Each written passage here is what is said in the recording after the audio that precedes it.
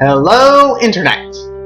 I am Dr. Arcade, and this is Kaiserreich. When last we left off, it was the beginning of June, and the Olympics were starting.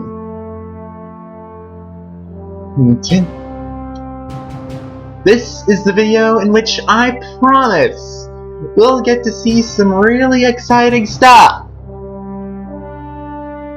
historically speaking. So, bear with me. I'm actually recording a gameplay session of something I'm doing for YouTube.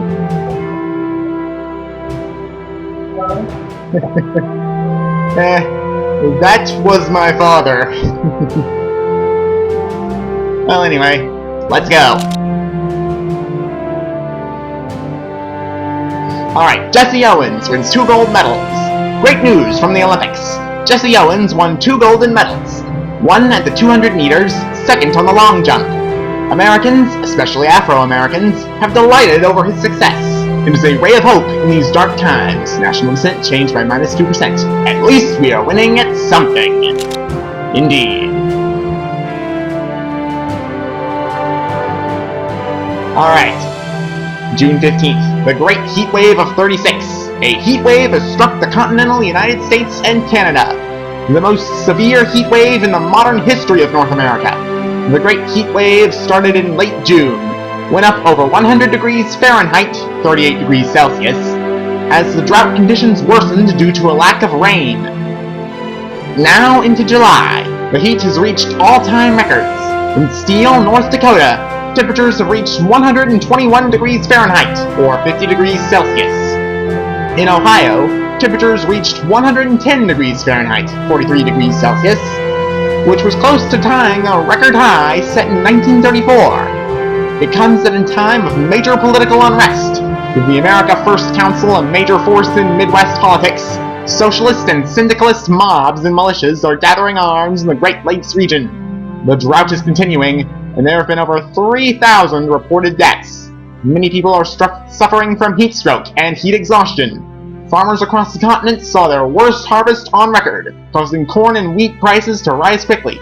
And this heat wave does not seem to be giving up anytime soon. National dissent changed by 2%. Plus 2%. This just isn't our year. Okay, theoretical breakthrough, secret weapon. A secret project has borne fruit. Rocket engineers and heavy industry contractors have joined forces, and the project manager has presented the theoretical results to the general staff. It is believed that further research can lead to a series of advanced rocket and turbojet engines. I'll tell you more about research later. For now, into the Olympics! After all, everything ends, so do Olympics. We won many medals in various disciplines.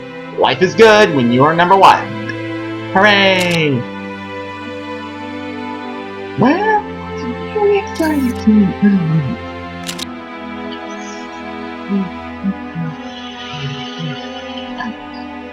Okay. June 26. The death of Alexander Berkman. Today, the writer, American leader of the anarcho-syndicalist movement, and would-be assassin, Alexander Berkman passed away. After losing his battle with his prostate condition, his body will be taken back to his hometown of Vilnius, Lithuania for his funeral. He was the leader of the syndicalist movement in the Americas, and the movement suffers a major setback with his departure. National dissent changed by plus 1%. The anarcho-syndicalist torch passes on to John Jack Reed. Alright, June 30th, 1936. Gone with the Wind. Margaret Mitchell published today her novel, Gone with the Wind, which immediately received wide support. It is maybe the next Pulitzer Prize. Set in the Old South during the American Civil War, many saw it as a reminder of the strained political situation in the United States. Many America First Southerners claimed the novel was supporting their cause. National dissent changed by -1%. My dear, I don't give a crap.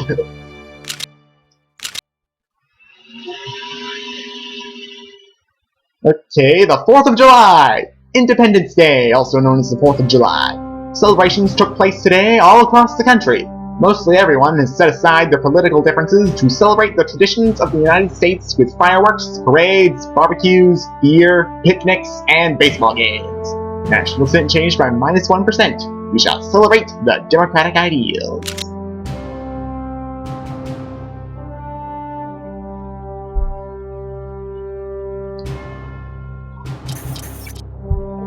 Ooh. Something exciting happened in Russia! Let me explain a bit. You see, in the Kaiserreich verse, Russia is not communist as of 1936, because the Germans put down the first Bolshevik revolt. However, in certain playthroughs of Kaiserreich, you can get a second Bolshevik revolt in Russia, and another Russian Civil War happens. Although, usually what happens is the white forces end up overwhelming the Soviets pretty darned quick. Well, we should probably keep tabs on this development. I can do something for you. There you go. Difficulty with this. There we go. Now you can see the action unfold.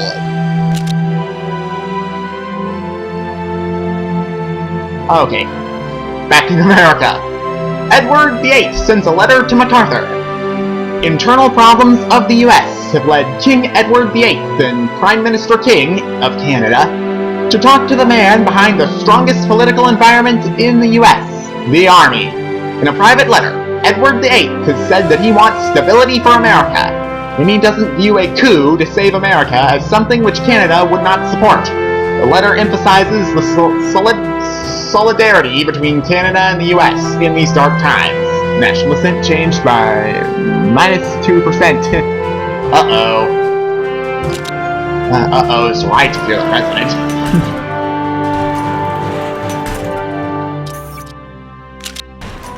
As you can see, the Soviets are mobilizing.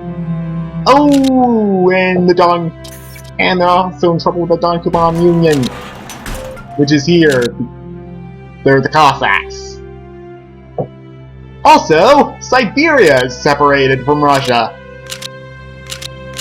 So, let's see how Russia responds.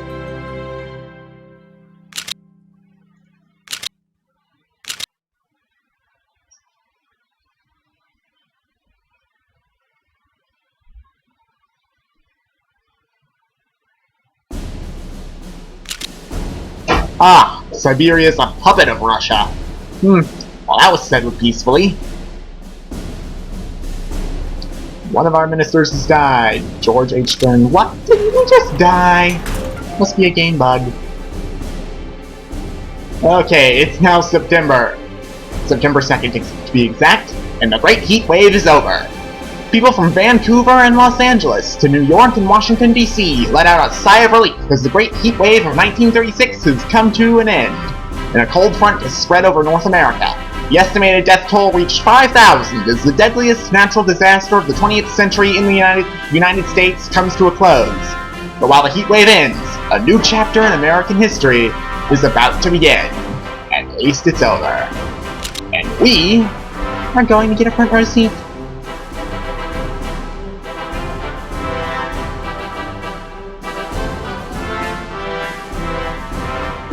Alright, a day in September. The social and political consensus in American society has broken down, and the current presidential election campaign is like nothing we've ever seen.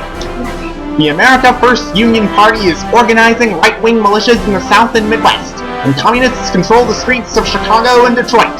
Senior military commanders believe that it may be necessary to cancel the election and suspend the Constitution if we are to avoid complete social breakdown. I can choose to let the elections go ahead, or I can invite the military to step in and save the country. Of course, I want the elections to go ahead, because we are democracy and stuff. Alright, parliamentary scandal. Okay, this is a random event here. Last week, we had the displeasure of disclosing certain suspect activities relating to a prominent member in the government. This week, the minister concerned failed to make a public speech denying his involvement in the scandal. However, an expert reporter of one of the national radio stations has managed to press the minister into more or less confessing that he's not only lied to the public about his involvement, but also he's been lying in front of the High Court on several occasions. Our political specialists tell us that this most probably will force the head of government to reshuffle his cabinet. All this really does is change national consent by +2.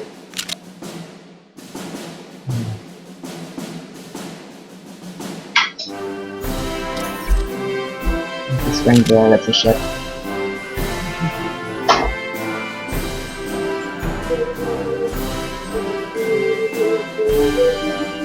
Meanwhile, in Russia,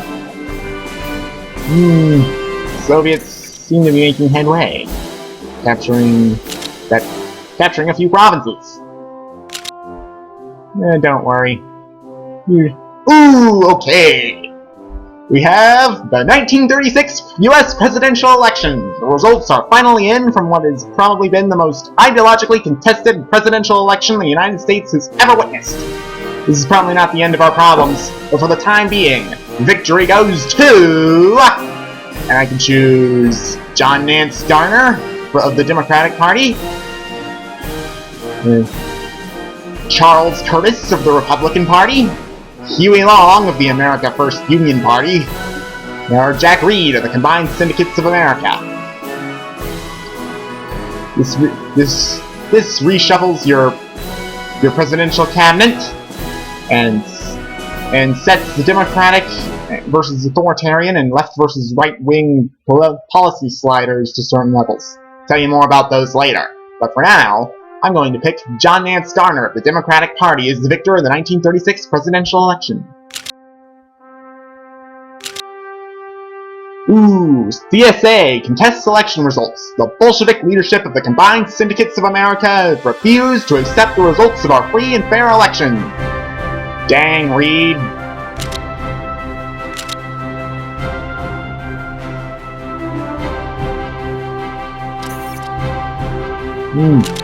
And in other news, the Qing Empire has annexed Allgemeine Ossetische Gesellschaft, basically the German corporate colony in China.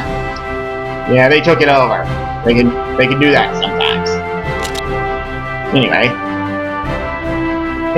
well, the America First has established the Minutemen as a paramilitary force in the south of the country. This changes national consent by +1. We'll keep an eye on this.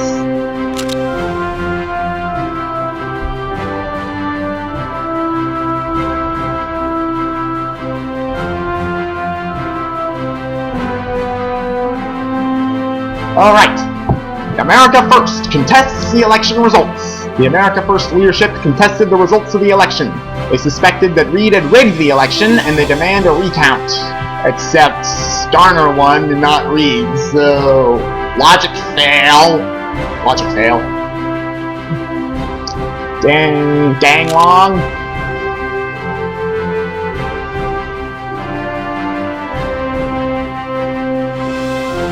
Okay, President Hoover supports the new president. Herbert Hoover threw his support behind the incoming president, and hoping that he would be able to hold the country together in these tough times. National consent is changed by -1%. His support is appreciated.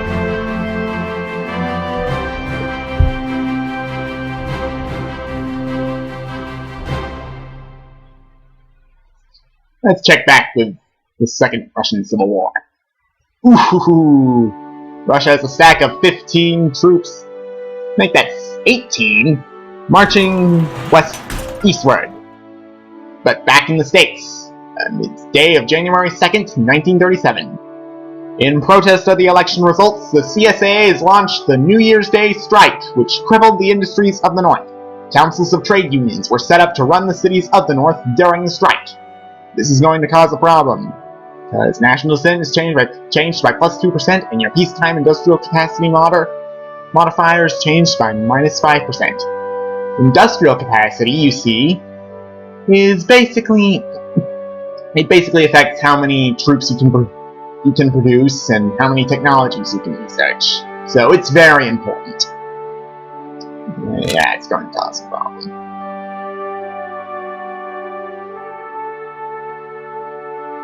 Alright. Long's Southern Rally. In protest of the election results, the America First and Long launched a massive rally for support of the America First.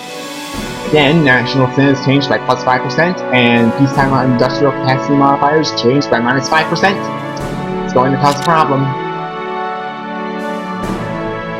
Alright.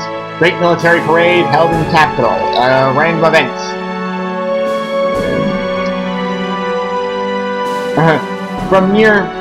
From all nearby military units, the best troops, perfectly uniformed and with excellent elan, arrived in the Capitol. Thousands of people have gathered to watch the military parade of our armed forces. Afterwards, a reporter on the scene could hear comments such as, "These guys beat the crap out of the shrimp farmers," and Daddy, did you see that guy on the tank with the big mustache? He said he killed a goofy with his bayonet. Did he really do that, Danny?" So we are proud to tell you that our defense is in good hands. And stockpile supplies have changed by minus 100%, but national... Insanely max income supplies is a resource, but national descent has changed by minus 5%. Okay.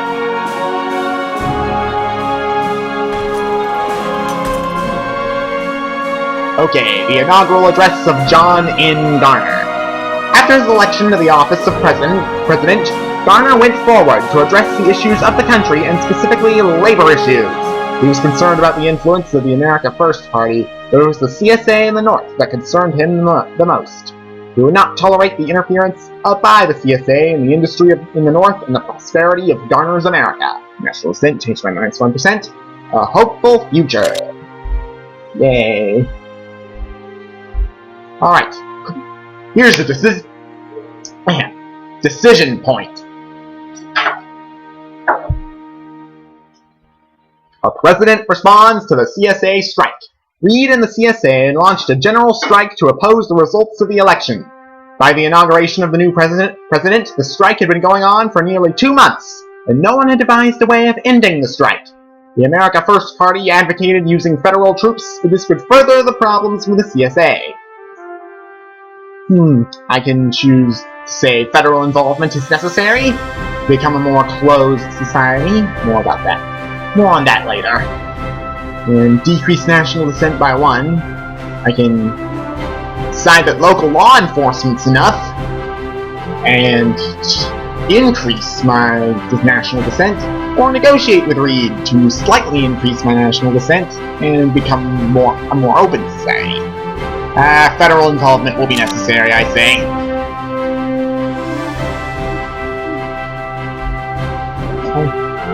Alright, it's saving. Federal involvement in the strike.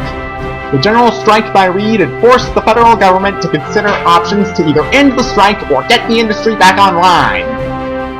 Long and the America First Party had suggested that unemployed workers in the southern states be moved north to fill in factories and start production again. This would solve the labor problem for the short term, but would cause further problems with the CSA. Let's send in Long's workers.